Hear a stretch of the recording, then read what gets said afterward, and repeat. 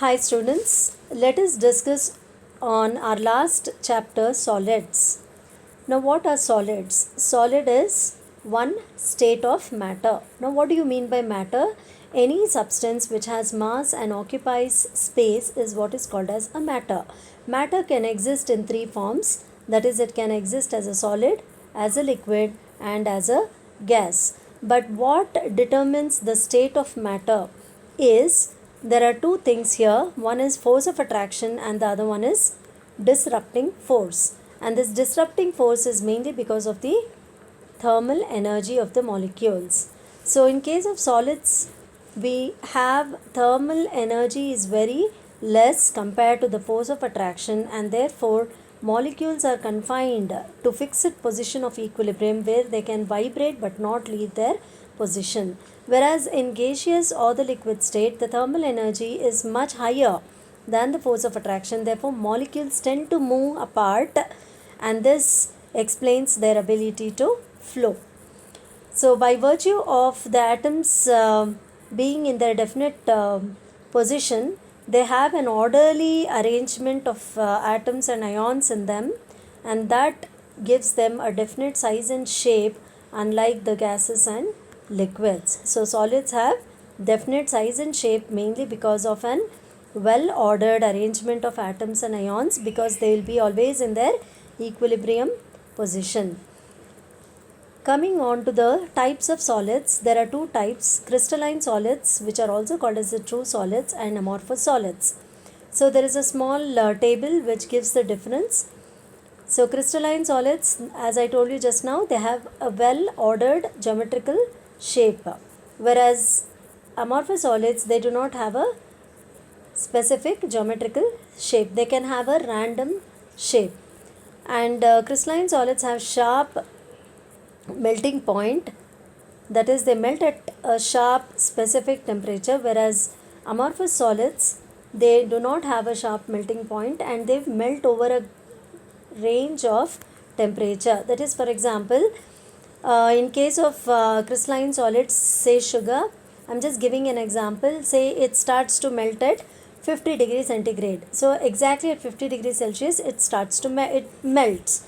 Whereas in case of amorphous solids, they may start melting at one temperature and end at, the complete melting process would take or end at another temperature. Say for example, it starts at melting starts at 35 degrees and it can end by 43 degrees centigrade. So there is a range of melting that happens for amorphous solids. And in case of crystalline solids, we have what is called as a long range order, and in amorphous solids we have what is called as the short range order.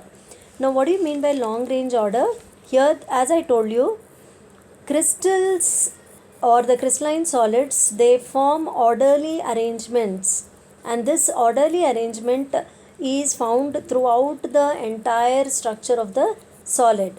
Therefore it is called as the long range order, whereas short range order is at one part of the solid material they would have a particular sort of arrangement, and at another part of the same substance there is some other arrangement of atoms and ions. They do not follow a regular pattern.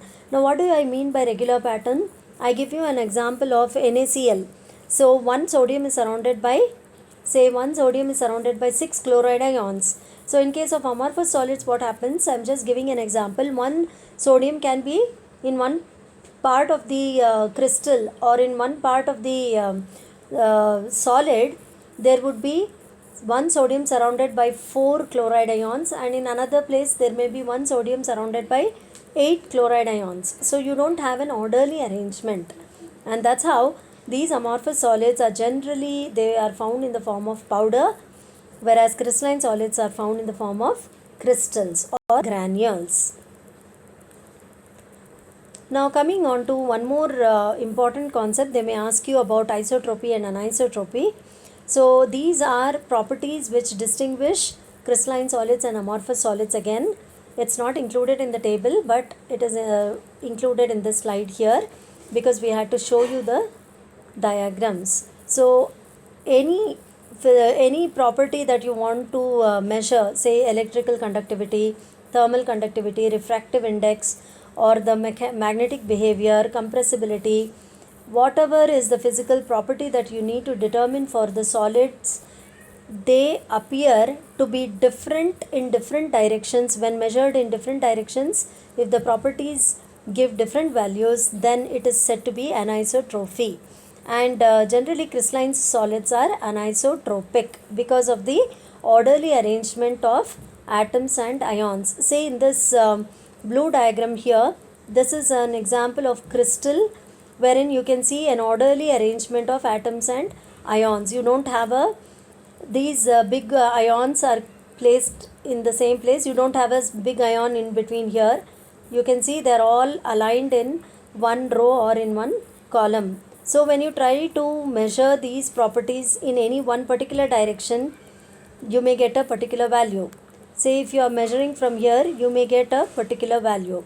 So you can measure the properties in any direction, then the values will be different for crystalline solids, and therefore they are said to be anisotropic. Whereas in case of amorphous solids, you don't have a orderly arrangement. You can see that they are randomly placed, big ions, small ions. So any direction you tend to measure the properties, they would give you the same value. Therefore it is called isotropy. So amorphous solids are isotropic. So let us move on to the size and shape of the crystals. Generally, this is the way the crystalline solids occur, and these are what are called as the angles, which are called as the interfacial angles. This is the face of the crystal. So each line becomes the face of the crystal, and the angle between any two faces what is called as the interfacial angle. And always remember, crystals take a longer time to be formed in nature. Fine. There are coming on to the elements of symmetry. Crystals, the solid crystals, we are talking about crystalline solids, they have what are called as elements of symmetry. Now what are these elements of symmetry? There are three elements of symmetry: plane of symmetry, center of symmetry, and axis of symmetry. So plane of symmetry is, you can see here, when you are able to cut the crystal into two equal halves. So when you are able to cut the crystal into two equal halves or parts, then it is said to be having plane of symmetry.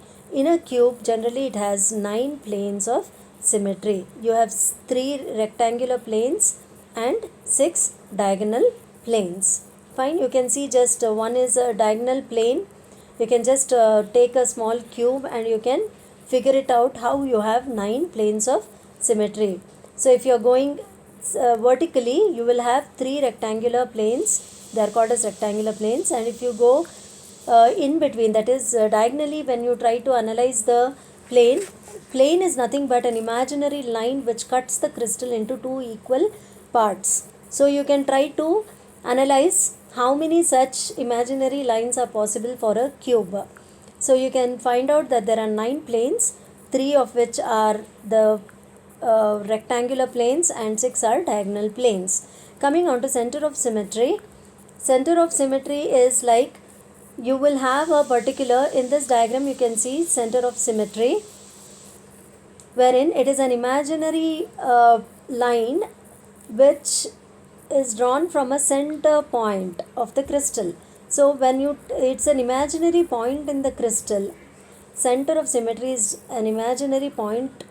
Can you see this orange point here? Imaginary point in the crystal through which, when you draw lines to the entire structure, then if the lines are same, the lines are of the same length, then they are called as, then it is said to have a center of symmetry. I hope I am clear. So if a molecule or a solid has an imaginary point through which, when you draw lines in whichever direction, and if you measure the lengths of these lines, if they are same, if they measure same, say they all measure 1.5 centimeters, then the molecule is said to have a center of symmetry. Coming on to axis of symmetry. So axis is again an imaginary line which passes through the crystal, and you can rotate the crystal around that imaginary line, and when you are rotating so that it can give you similar original structure at different degrees of rotation. So based on that, how many times you will get the same structure, it is called as two-fold axis of symmetry. If you are getting four original structures are repeated out of at a particular angle of rotation, then it is said to have four-fold of symmetry. Basically, axis of symmetry is nothing but an imaginary line which passes through the crystal, about which you can rotate the crystal. Fine. So all these I have just given a short presentation here in this PPT, but I am going to pass you the entire study material which explains each of these points. Solids, coming on to the space lattice and unit cell. So this is a bit important to be understood. The entire structure of the crystal is what is called as the space lattice or the crystal lattice. And if you see this, there are many such blocks here. There are many such blocks. Fine. This purple block, there are many such blocks here. So many such smaller blocks will form a big crystal. Fine. It forms a big crystal. That is what is called as a crystal lattice. And each small block is what is called as a unit cell. So this purple block is now, can you see this purple block is now highlighted here. So you can see that these have what is called as the, you can study the unit cell across the three-dimensional space. These are the three Cartesian coordinates x, y and z. So along the three Cartesian coordinates in space, you can study the structure of unit cell. So these are the faces of the crystal. Fine. So along the three Cartesian coordinates, you have three face or the edge of the crystal, which is called as A, B and C. And the angle between the edges are called as alpha, beta and gamma. So this is important to decide the different types of crystal systems that we come across in solids. So there is another important thing called as law of crystallography. So what does this law of crystallography say? Law of crystallography, there are three laws. The first law says the law of constancy of interfacial angles. What does it mean? The angles between the corresponding faces of the crystal of the same substance are always same, irrespective of the method of preparation or the presence of impurity. So let me take you to this slide here. So this is the angle. This is what I am talking about, interfacial angle. So the law of constancy states that the angle in a particular, the angle between the phases will be the same whether the method of preparation of the crystal varies or whether the crystal has impurities. This particular angle remains the same. If it is 30 degree, even despite of the presence of impurities, it will be 30 degrees. I hope you understood the first law. Now law of constancy of symmetry. So it states that all the crystals of the same substance possess the same elements of symmetry. So if you have say, that is, you have NaCl is a crystal. So possess all the crystals of that NaCl. You may have one granule of NaCl and you may have another granule of NaCl. So whatever the elements of symmetry are present in one granule is present in the other granule also. Remember, NaCl is one small crystal. It forms a solid crystal, correct? There may be so many such NaCl crystals. So whatever is the element of symmetry, just now I told you that cube has 9 elements of, that is 9 plane of symmetry. So NaCl, say for example, one granule of NaCl has 9 plane of symmetry, then the other granule also should have the same amount of the plane of symmetry, that is 9 planes of symmetry also. So that is what is called as law of constancy of symmetry. So the constant number will be retained in the crystals of the same substance. Then law of rationality of indices. So here when we, let me take back to this slide here. So I have indicated it as alpha or A, B, C. So these are the phases or the phase of the crystal. They will have certain values, like those values are what are called as coefficients. Say it is 2A, 3C, 2B. So these are called as the Miller and the Wies indices. So the coefficients of intercepts is what is known as the Wies indices. Don't worry, I am going to pass on the material along with this video lecture. So say for example, that's what I was telling, if there is a value 2A, now I told you these are the faces or the side of the crystal along the Cartesian coordinate. So A, B and C, they have values. C is 3C, B is 2B and A is 2A. So these 2, 2 and 3 are called as indices. So first it was Wies indices, and later you have one more indices which is called as the Miller indices. Now there may be a small numerical or question to wherein they give you the Wies indices and ask you to convert it to Miller indices. It is very easy here. I have shown the conversion.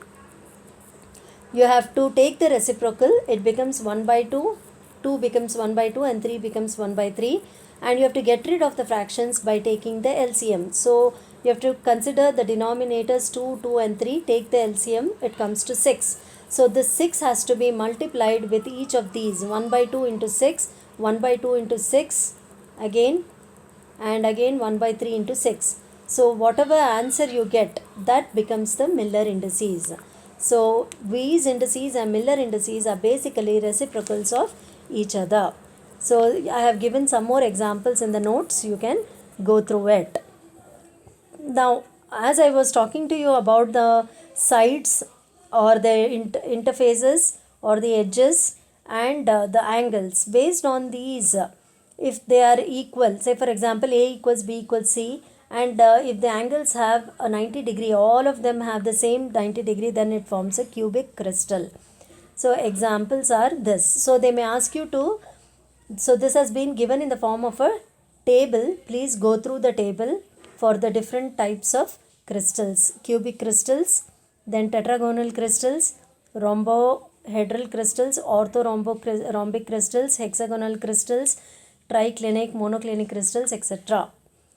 Fine. Now let us come to the defects in the solids. So we are aware of two types of defects, mainly point defects and line defects. So when there is a defect in the arrangement of atoms or ions in the crystal, then they are called defects. So point defect is when there is addition of a particular ion or deletion of a particular ion, or you may have the position of the sodium ion is going and sitting in the chloride position. So these kind of defects come under point defect. And if the point defect is along a line or a complete row of the crystal or a complete plane of the crystal, then it is called as a line defect. So point defects are of two types: Schottky defects and Frenkel defect. We have also gone through the seminar in the class, but anyway, very shortly I'll explain here. Schottky's defect is when there is a absence of a particular ion here. Can you see? There should have been a chloride ion is missing here, and sodium ion, which is a dark solid dark circle, is missing. So these white circles are chloride ion, it is missing here. So always remember, in Schottky defect, the number of missing cations and the anions will be equal, and therefore despite of this defect, the crystals can bring about their properties like conduction of electricity. So coming on to Frenkel defects, you can see that in silver bromide crystal here, silver ion was supposed to be in this dark spot which is shown here, but it is coming and occupying an interstitial place. So between a place between bromide and silver ions, this place is what is called as the interstitial space. So when the ion leaves its place and occupies the interstitial space, then such a defect is called Frenkel defect. Moving on to Bragg's equation, they will just ask you the equation and mention the terms in the equation. So what is the concept behind Bragg's equation? Bragg was a person who, that is W.H. Bragg, was a person to find out or discover that crystals can have the capacity to diffract X-rays. So he came up with a equation which is n lambda equals 2 into d sine theta. So lambda is the wavelength of the X-ray, and the d is the distance between, yes, I'll just come up to what is d. D is the, 1 second students.